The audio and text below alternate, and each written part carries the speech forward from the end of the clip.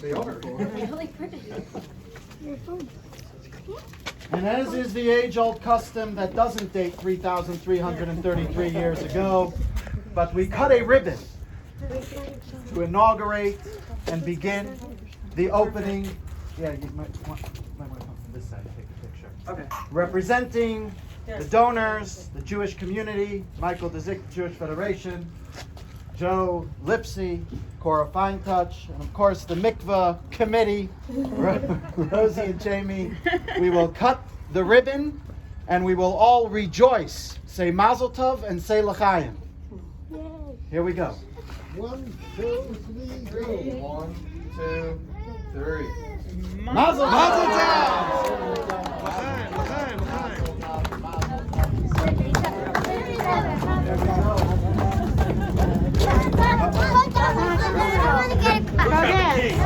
Who's got the key? You need a locksmith? Show.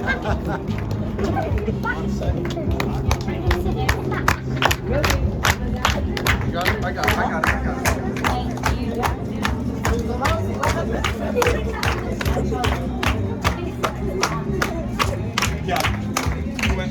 Sir, are you excited? Very exciting. That's good. That's good.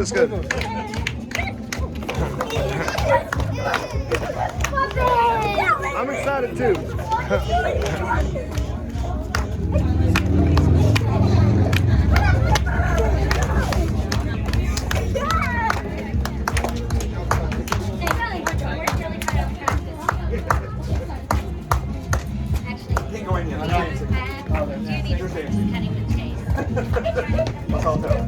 Yeah, there we go. The dancing of two.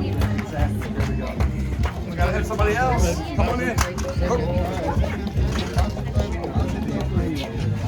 Come on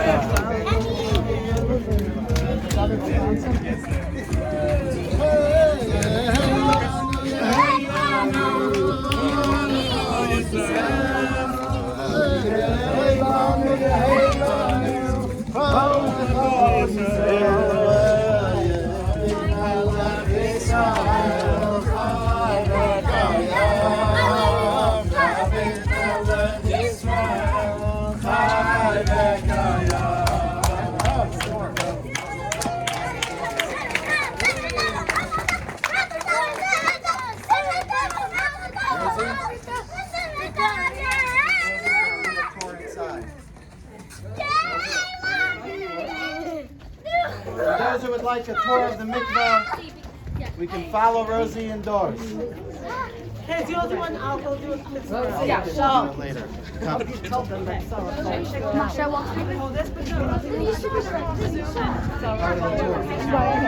right, let's go. Let's go inside. Let's go. Come on.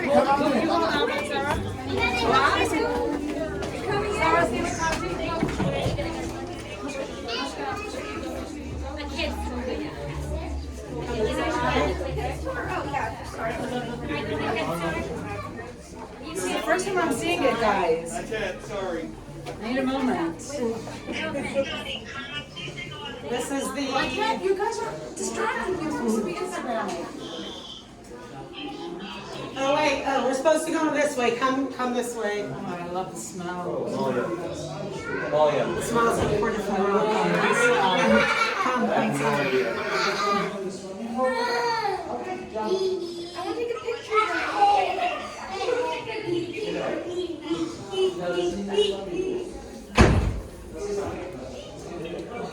Oh my gosh, I'm fainting. Okay, I need a moment. A moment.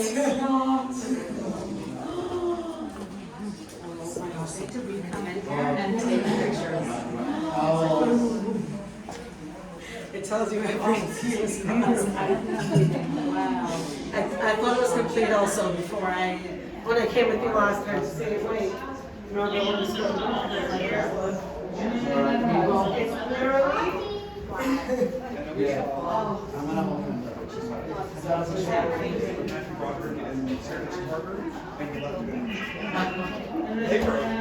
It was just a date. It was a different date.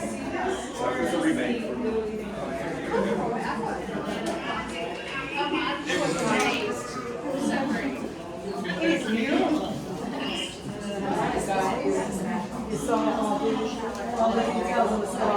we were gonna do. Well, I'll be actually after that. Thank you. Come on in.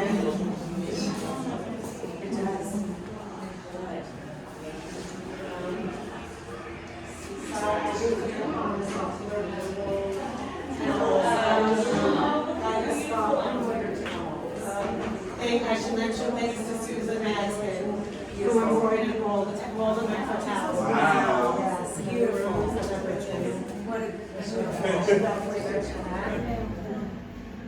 Oh, did you get your picture? Okay.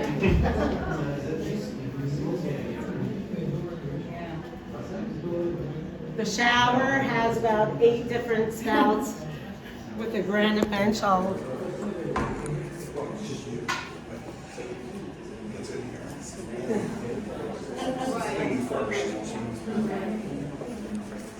All these are the water spouts. Then you could come inside here.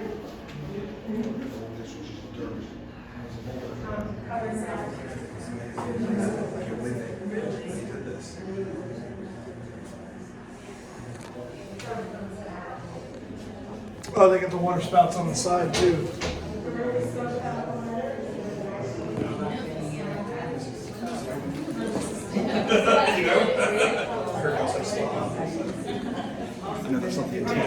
They got 4 water spouts on the side, one on the top, and then one on. Yeah, they're all over.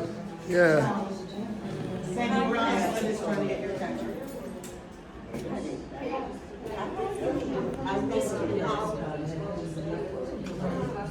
Okay. Charles just going to quickly explain what's in the mikvah, and he'll do it again after. If you guys can just go down the steps, make room for people. Just don't fall in, but let's make some room for whoever would like to hear how the, I might want to open that door, but maybe I'll just tell people what's behind there, they'll have to trust me. Is it the wizard? Oh, it's a curtain. All right, so in short, when you look around here, you will see right here there is a cover that is access to 2 different rainwater collections. In order for a mikveh to be kosher, it needs to have been collected naturally, meaning that the water fell and flowed without any stop, without any type of, and so there can't be any elbows, for example, where the water can sit. It needs to be a continuous flow. In there you can see the way that we do direct the water is you have a nice big pipe, you make a hole about 1 foot down, and you stick the other pipe in there so that the water just splashes against the back and never stops. Every time you turn, you kind of have to do that. So there's a section on the roof where it's kind of closed off in the way that we just put the roofing a little higher so that the water flows one direction, and there's nothing up there that can stop the water from flowing. No units, air conditioning units, nothing, no metal, no. And then the water flows down into a collection where there's that pipe, and it flows down there in a straight, continuous tilt. One of the rabbis from Mikvah USA was here, and he was hanging from the rafters and things, figuring out how to get it, with his leveler, making sure the entire way it was on exactly the right tilt. And then it comes to a collection box that has under here, and if you walk in there, you can peek, I guess, as you're walking around. You'll see on the ground there's 3 different cement, it's covered now, but underneath is 3 little waterways filling 3 different collections. There is one there, one here, one under there. The reason for all 3 is because the best way to have a mikvah is to have the rainwater underneath and the water on top, and there's a little hole where we call it a kiss. The water kisses, and that's the way it connects to the regular water. And if you have the right amounts of rainwater, then it's considered all connected. So there needs to be a certain amount of gallons, a good amount of gallons, in each one of these collections. Another way of doing the mikvah is having it side by side. So that's the second box. This way we've got ourselves covered from all directions. Now, there is an opinion that you can't just fill this with regular city water and then expect it to connect and it's all good. you need to mix it with the right amount of rainwater as you fill it. So that's the third pit, which the city water goes down right behind you in that post, is where the city water goes down into a collection there, and it mixes with the rainwater, flows under the steps is a little, and it flows over, and that's how the mikveh gets filled. So it's quite the ordeal. This is all the way it's poured. You can't build anything outside. You can't build walls. It has to be poured in place because, again, it needs to be all a natural. So they framed this up, and in one pouring, they poured the cement all around, filling it up on its own so that it was never like a piece, but it formed from bottom up. And that's in short how you make a mikveh. My suggestion is to make sure there's a mikveh where you are, because if you have to build it in your home, oh boy, it ain't gonna be easy. But this is, so that's the short of it. You see underneath the steps is the third collection of water. Behind this wall is the way the water is heated. There is pipes with hot water running through it because we don't want to have any electricity in the mikveh itself for good reason. So that's behind that wall. Is that? Mechanicals in there, more mechanicals in there. That's it. There is no, this is where we mix the water. Here is actual rainwater, underneath is rainwater. Now because the rainwater stays a little colder, so the chemicals that clean the water transfer, but the water itself mixes very lightly. So this is good for a while, because that water remains the right amount of rainwater for a few years before we have to drain it all and redo the whole thing. But yes, the way to fill all these, and when you say we do the whole thing, just the gathering of the rainwater. just the gathering, hopefully. But yes, if you look down here, you'll see you see these are the different channels that come from this collection box where the water flows. And there's the third. So, Where's the third? Right here. Oh, okay. That's cool. so that's that. Feel free to walk around. Take a swim in the pool if you'd like. How often is the water changed, Which water? this water? So this water is only if the pH and all that starts getting a little out of hand, we'll change it. And that depends on how often it's being used and things like that, but it gets filtered and everything. So you can, Chemicals. it can be discharged and refilled, is that? This water itself, so we actually have filters that go in and filter there. But to actually take it out, debatable whether we can. This water, because this is city water.